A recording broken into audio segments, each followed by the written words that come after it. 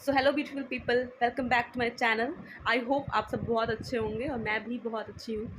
और आज मैं आप सबके बहुत सारे क्वेश्चन जो कमेंट बॉक्स में आते हैं मुझे उन सबको बताने वाली हूँ, और जो नहीं भी आते हैं, जो एक जनरल क्वेश्चन होता है हमारे मन में अगर हम अब्रॉड में कहीं भी एडमिशन लेते हैं। बेसिकली मैं रशिया के बारे में बता सकती हूँ क्योंकि मैं वहाँ पर पढ़ाई करती हूँ।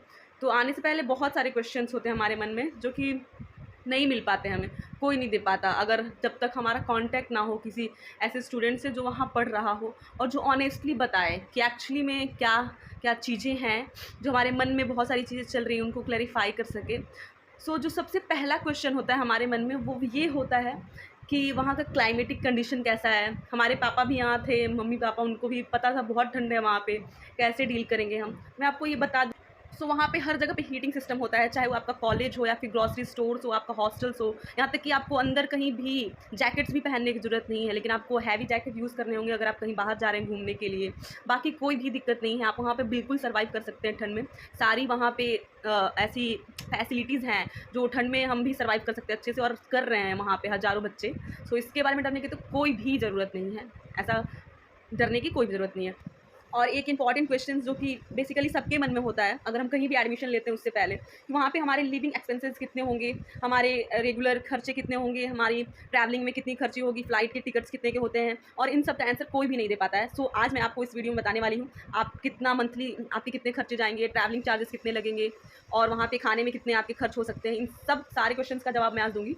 सो प्लीज़ अगर आपको मेरा वीडियो अच्छा लगे और आपको थोड़ी सी भी हेल्प हो इस वीडियो से, तो प्लीज़ मेरे चैनल को सब्सक्राइब करें और वीडियो। और सेकंड क्वेश्चन होता है लैंग्वेज के बारे में कि लैंग्वेज वहाँ पे इंग्लिश में पढ़ाई जाती है या नहीं। तो मैं आपको बता दूँ कि प्रोफेसर्स वेल इंग्लिश में पढ़ाई कराते हैं हमारे कॉलेजेस में, और आपको इंग्लिश उनकी समझ में आ जाएगी। हाँ, वहाँ के कॉमन पीपल जो हैं वो बेसिकली इंग्लिश नहीं बोल पाते, पर आप उनके साथ भी डील कर सकते हो। आप गूगल ट्रांसलेटर यूज़ कर सकते हो, या फिर अब जब वहाँ रहने लगोगे आपको लैंग्वेज थोड़ी थोड़ी बोलने और समझ में आने लगेगी, तो उतनी ज़्यादा प्रॉब्लम नहीं होगी लैंग्वेज को लेके। और थर्ड क्वेश्चन होता है हमारे फूड के बारे में। हाँ, फूड से रिलेटेड प्रॉब्लम्स हैं वहाँ पे इंडियंस बच्चों के लिए, पर ऐसा नहीं कि आप सर्वाइव नहीं कर सकते। आप यहाँ से कैरी कर सकते हो मसाले, बहुत सारे मसाले जो आपको पसंद हो खाना में। आप जनरली जो मेस में खाना मिल रहा है वो खाने के साथ आप खुद से भी कुकिंग कर सकते हो। वहाँ पे ऐसी फैसिलिटीज़ होती हैं जहाँ पे कुकिंग सिस्टम प्रोवाइड की जाती है, ऐसी किचन वगैरह जहाँ पे आप खुद से कुक कर सकते हो अगर आपने मसाला कैरी किया अपने साथ, और आप वहाँ पे कुछ भी कुक कर सकते हो जो आप चाहे। बाकी सारे वहाँ पे मिलते हैं ऐसे खाने को, फ्रूट्स वगैरह एंड वेजिटेबल्स भी जनरली मिलते हैं, potato, tomatoes, everything, the basic thing you can get for the survival over there, so no need to worry about all these things। और बहुत सारे लोगों के क्वेश्चंस होते हैं बुक से रिलेटेड कि कौन कौन से बुक कैरी करें। सो फर्स्ट ईयर में तो ज़्यादा मेडिकल सब्जेक्ट्स की पढ़ाई नहीं होती, सो आपको एनाटॉमी, हिस्टोलॉजी, ये सब बुक नहीं लेके जाने की ज़रूरत है। और सेकेंड ईयर से वहाँ पे मेडिकल सब्जेक्ट्स की बेसिकली पढ़ाई शुरू होती है, बायोकेम, फिजियोलॉजी और माइक्रोबायोलॉजी। और आप वो कोई भी पब्लिकेशन के बुक जो बेसिकली आप किसी के रिकमेंडेशन के थ्रू ले सकते हैं, या फिर आपको पता ही होगा कौन कौन सी बुक मेडिकल कॉलेजेस में फेमस हैं, कौन कौन से राइटर्स के बुक, आप वो ले सकते हैं।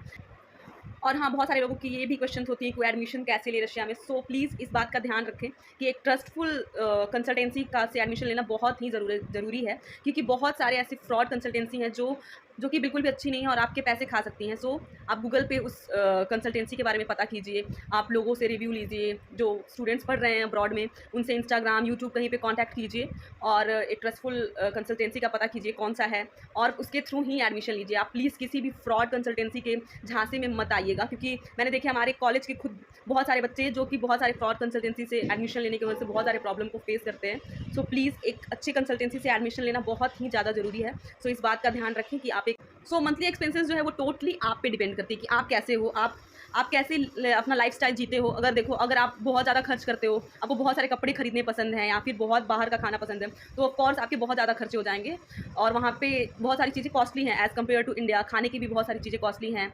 सो अगर आप बहुत ज़्यादा खर्चीले हो तो ऑफ कोर्स आपकी बहुत ज़्यादा खर्चे होंगे, लेकिन अगर आप मैनेज कर सकते हो सब कुछ, तो आप 5000 मंथली में भी आप अपना काम चला सकते हो। हाँ, मैंने खुद देखे अपने बहुत सारे फ्रेंड्स को जो मंथली सिर्फ 5 to 7000 खर्च करते हैं और बहुत अच्छे से सर्वाइव करते हैं वहाँ पे। सो मेरा बेसिकली वहाँ पे मंथली 10 to 15000 जाता है। सो ये सिर्फ आप पे डिपेंड करता है कि आप कैसे खर्चे कर रहे हो। सो बहुत इंपॉर्टेंट क्वेश्चन जो हमारे मन में होता है वो ये होता है फ्लाइट के चार्जेस को लेके। सो फ्लाइट के चार्जेस जो हैं वो मंथ वाइज और ईयर वाइज जो है वेरी करते हैं। सो बेसिकली मैक्सिमम 40000 है सिर्फ एक तरफ का, और मिनिमम है 15000। सो कभी कभी आप 40000 में आना और जाना दोनों कर सकते हो, तो कभी कभी सिर्फ जाना ही 40000 में, जो कि जनरली कम होता है। आप 60 पकड़ लो, 60000 आपके लग जाएंगे आने और जाने को लेकर। और प्रैक्टिस को लेके जो आप लोगों की क्वेश्चंस होती हैं मेरे भी मन में थी, तो प्रैक्टिस फर्स्ट और सेकंड ईयर में तो आपको हॉस्पिटल में ले जाके वो नहीं कराएंगी मोस्ट ऑफ दी वहाँ के कॉलेजेस में। हाँ, बहुत कम कॉलेजेस हैं वहाँ पे जहाँ पे हॉस्पिटल ले जाते हैं वो फर्स्ट ईयर से ही, पर मोस्ट ऑफ दी में वो हॉस्पिटल नहीं ले जाते हैं फर्स्ट एंड सेकंड ईयर में। वो आपको प्रैक्टिस के लिए वहाँ पे नर्सिंग की क्लासेस होती हैं, जहाँ पे वो आपको एसिमुलेशन सेंटर में प्रैक्टिस कराते हैं वो सारी रियल इक्विपमेंट्स एंड स्टैचूज़ के थ्रू। और हम एक दूसरे पे ही प्रैक्टिस करते हैं स्टूडेंट्स ही अपने फ्रेंड्स के ऊपर। हमें फर्स्ट ईयर में ही सारी टाइप के इंजेक्शन देना सिखाया गया था, सबक्यूटेनियस, सब मस्कुलर, इंट्रावेनस, एवरी टाइप की इंजेक्शन देना एंड कैटेगराइजेशन, और भी बहुत सारी बैंडेजिंग करना, सीपीआर एंड बहुत सारी प्रैक्टिस कराई गई थी हमारी फर्स्ट ईयर में। और फिर थर्ड ईयर से आपको हॉस्पिटल विजिट करने को मिलेगा, जहाँ पे आप रियल पेशेंट्स को देख पाएंगे, सर्जरीज देख पाएंगे। वो सब जो है वो थर्ड ईयर से ही पॉसिबल है मोस्ट ऑफ द कॉलेजेस में रशिया के।